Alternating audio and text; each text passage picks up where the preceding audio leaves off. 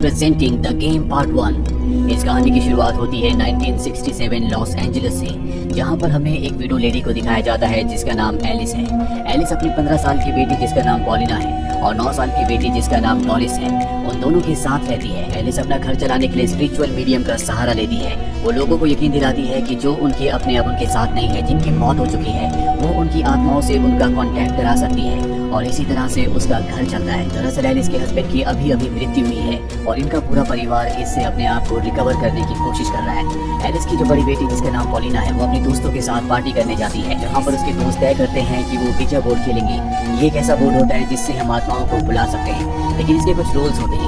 इस गेम को कभी भी अकेला नहीं खेला जाता और ना ही इसे ग्रेवयार्ड में खेला जाता है। और जब भी ये गेम खत्म करना होता है तो गुड बाय कहना होता है। अब जब ये गेम खेल रहे होते हैं तो उसमें एक चिट अपने आप ही मूव होना शुरू हो जाती है। तभी यहाँ पर पॉलिना की मॉम एलिस आ जाती है, उसे अपने साथ ले जाती है। और जब भी गाड़ी से घर जा रहे होते हैं तो पॉलिना अपनी मॉम को कहती है कि आपको भी अपने काम में विजा बोर्ड को ऐड करना चाहिए, इससे आपका काम और भी ज्यादा ऑथेंटिक लगेगा। दरअसल उसके अंदर कोई भी ऐसी पावर नहीं है जिससे वो आत्माओं से कांटेक्ट कर सके, लेकिन वो अपना घर चलाने के लिए लोगों को सिर्फ और सिर्फ बेवकूफ बनाती है। और अब एलिस तय करती है कि वो अपने काम में विजा बोर्ड को ऐड करेगी। अगले दिन वो विजा बोर्ड ले आती है और उसे खेलना शुरू कर देती है, लेकिन उसे पता नहीं होता कि इस गेम को अकेले नहीं खेला जाता।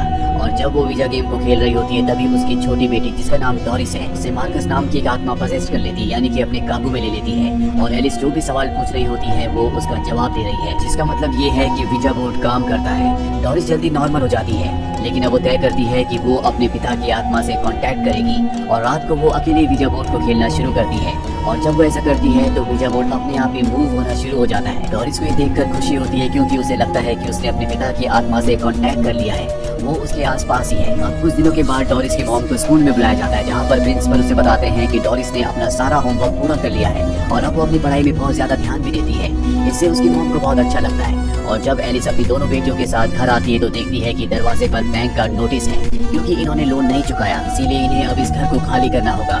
एलिस इसे देखकर बहुत परेशान हो जाती है। उसी रात को एक बार फिर से डॉरिस विजा गेम खेलती है। वो अपने पिता की आत्मा से कांटेक्ट करती है और कहती है कि हमें पैसों की जरूरत है, नहीं तो हमें इस घर को छोड़ना होगा। और वो आत्मा उसे नीचे बेसमेंट की तरफ रास्ता दिखाती है। और जब ये उस जगह जाते हैं तो वहाँ पर एक बैग होता है जिसके अंदर बहुत सारे पैसे होते हैं, यानी कि अब इन्हें इस घर को खाली नहीं करना पड़ेगा। एलिस को भी यकीन हो जाता है कि उसकी बेटी अपने पिता की आत्मा से कांटेक्ट करती है, इसीलिए अब ये तीनों के तीनों विजा बोर्ड को खेलते हैं। विजा बोर्ड का जो एरो होता है वो अपने आप ही मूव होना शुरू हो जाता है, जिसका मतलब ये है कि आत्मा इनके आसपास ही है। इसके बाद एलिस आत्मा से एक ऐसा सवाल पूछती है जिसके बारे में वो या उसके पति जानते थे, और वो आत्मा इंडिकेशन में उसे सही जवाब दे देती है।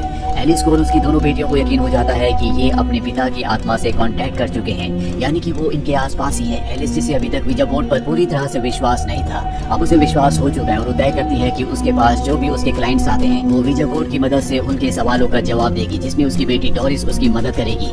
हालांकि वो चाहती है कि उसकी बड़ी बेटी पॉलिना भी उसका साथ दे, लेकिन पॉलिना साफ साफ मना कर देती है। और अब एलिस और उसकी छोटी बेटी डॉरिस दोनों के दोनों अपने क्लाइंट्स को विजा बोर्ड की मदद से हेल्प करना शुरू कर देते हैं, जिस वजह से डॉरिस का स्कूल जाना भी बहुत कम हो जाता है। जब भी इनके घर पर कोई क्लाइंट आता है तो ये विजा बोर्ड खेलते हैं, जिसके बाद डॉरिस के अंदर आत्मा आती है और जो भी लोग सवाल पूछते हैं वो उनके सवालों का जवाब अलग अलग आवाजों में देती है। लेकिन अब धीरे धीरे डॉरिस के कंधों पर दर्द होना शुरू हो जाता है। इसके बारे में उसे कुछ भी समझ में नहीं आता और जब वो विजा बोर्ड के एरो से मिरर में देखती है तो उसे दिखता है कि उसके कंधे पर एक स्पिरिट, यानी कि एक आत्मा बैठी हुई है।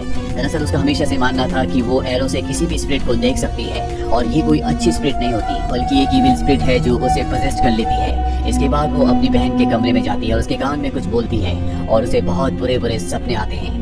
कई दिनों के बाद जब वो स्कूल जाती है तो वहाँ पर वो लड़का जो हमेशा उसे बुली किया करता था, यानी कि परेशान किया करता था, वो गुलेल से उसे मारने की कोशिश करता है। लेकिन यहाँ पर डॉरिस अपनी शक्तियों से उसकी गुलेल को उसी की तरफ मोड़ देती है और वो अपने आप को ही हर्ट कर देता है। दरअसल अब डॉरिस पूरी तरह से बदल चुकी है, वो अजीब अजीब सी हरकतें कर रही होती है। वो अपनी सिस्टर की डॉल के लिप्स को भी पूरी तरह से बंद कर देती है, यानी कि सिल देती है। और जब उसकी सिस्टर उससे पूछती है कि तुमने ऐसा क्यों किया, तो वो कहती है कि मैंने ऐसा नहीं किया, ये हमारे डैड ने किया है, क्योंकि वो नहीं चाहते कि यहाँ पर अलग अलग आवाजें आए।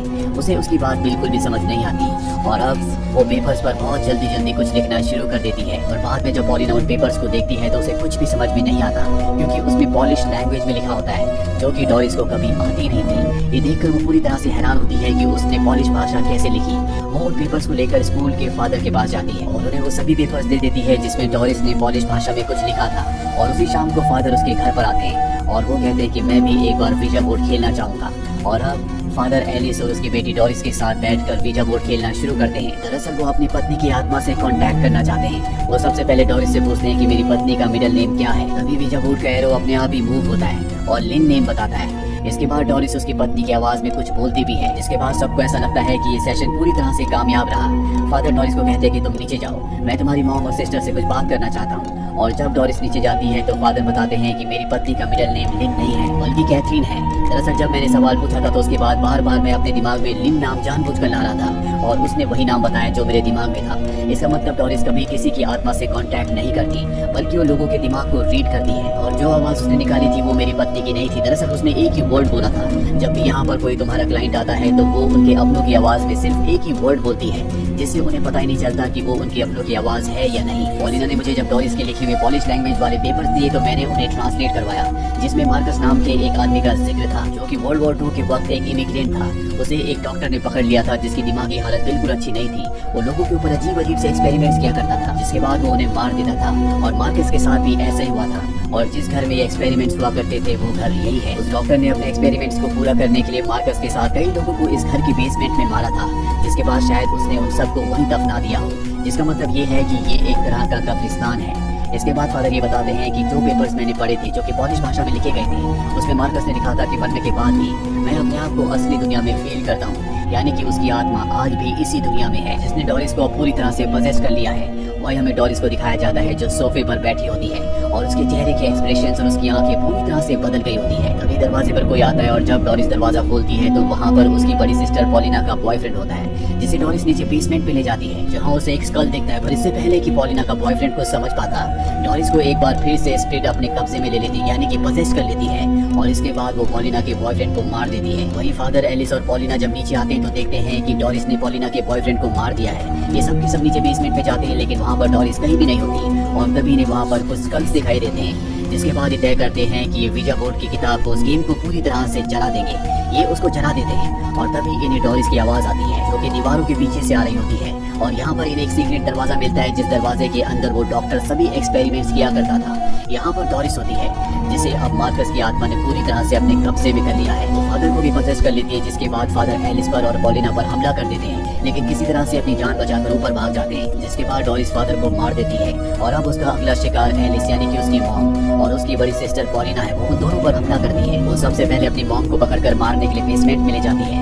वही पॉलिना देखती है कि जिस वीजा बोर्ड को अभी अभी जला दिया गया था वो पूरी तरह से सही सलामत टेबल के ऊपर रखा गया है और तभी यहाँ पर पॉलिना को उसके पिता की आत्मा दिखती है। उसके पिता की आत्मा उसे बताती है कि अगर तुम इन बुरी आत्माओं से छुटकारा चाहती हो तो तुम्हें डोरिस की आवाज को बंद करना होगा। दरअसल वो डोरिस नहीं है बल्कि मार्कस है जो उस पर पूरी तरह से हावी हो चुका है, यानी कि अब किसी भी तरह से उसे डोरिस के होठों को बंद करना है, ठीक उसी तरह से जिस तरह से डोरिस ने कभी उसकी डॉल के होठों को पूरी तरह से सिल दिया था। और अब वो बेसमेंट में जाती है जहाँ पर डोरिस अपनी मॉम को मारने वाली होती है, लेकिन तभी पॉलिना उस पर हमला कर देती है। इसके बाद वो उसके होठों को बंद करने की कोशिश करती है ताकि उसकी आवाजें बंद हो जाए, लेकिन यहाँ पर जितनी भी बुरी आत्माएं होती है वो सब की सब उसे पकड़ लेती है, उसे रोकने की कोशिश करती है, लेकिन पॉलिना किसी तरह से उसके होठों को हमेशा के लिए बंद कर देती है और यहाँ पर डोरिस की मृत्यु हो जाती है। डोरिस की मृत्यु के बाद दिखाया जाता है कि उसकी आत्मा अपने पिता की आत्मा के साथ है। वो बहुत खुश है, लेकिन अब मार्कस की आत्मा ने पॉलिना को पजेस कर लिया, जिसके बाद वो अपनी मॉम को मार देती है। मरने से पहले उसकी मॉम उसे कहती है कि इसमें तुम्हारी कोई भी गलती नहीं है, लेकिन पॉलिना जो होश में आ चुकी है उसे अपनी मॉम की मौत का बहुत दुख होता है। इसके बाद दिखाया जाता है कि पॉलिना अब मेंटल हॉस्पिटल में है। उसके ऊपर उसकी मॉम को मारने का, साथ ही उसकी छोटी बहन डोरिस जो कि गायब हो गई है, जिसकी बॉडी किसी को नहीं मिली थी, उसका इल्जाम होता है। डॉक्टर उससे कई सवाल पूछता है लेकिन वो उनके सवालों का जवाब नहीं देती और डॉक्टर के जाने के बाद वो फ्लोर पर अपने ही रक्त से एक वीजा बोर्ड बनाती है और अपनी बहन डोरिस की आत्मा को बुलाती है। इसके बाद हमें दिखाया जाता है कि वो अपनी बहन डोरिस की आत्मा के साथ बैठी है, लेकिन ये डोरिस की आत्मा नहीं है बल्कि मार्कस की आत्मा है जो यहाँ पर उसे धोखा देने के लिए आई है। तभी डॉक्टर ग्लास से अंदर देखता है जहाँ पर पॉलिना अजीब नजरों से उसे देख रही होती है और ठीक डॉक्टर के पीछे हमें डोरिस की आत्मा को दिखाया जाता है जो असल में मार्कस की आत्मा है जो डॉक्टर की तरफ बढ़ रही होती है। इस मूवी के पोस्ट क्रेडिट सीन में दिखाया जाता है कि 47 साल बीत चुके हैं और अब पॉलिना बूढ़ी हो चुकी है। उससे हॉस्पिटल में एक लड़की मिलने आती है जो क्लेम करती है कि मैं तुम्हारी नीस हूँ। इसके आगे की कहानी सेकंड पार्ट